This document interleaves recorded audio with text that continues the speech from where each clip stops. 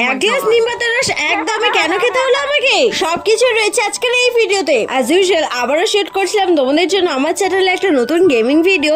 Already তোমরা এখানে দেখে বুঝতেই পারছো অনেক রকমের কোল্ড ড্রিঙ্কস রয়েছে।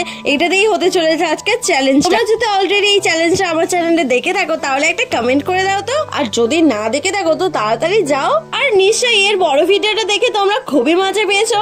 এক বোতল থামস আপ নিয়ে রিয়াতি ঢালতে শুরু করেছে গালে এবং রিম্পাকে নিয়ে আমি খেলতে শুরু করেছি কানামাছি।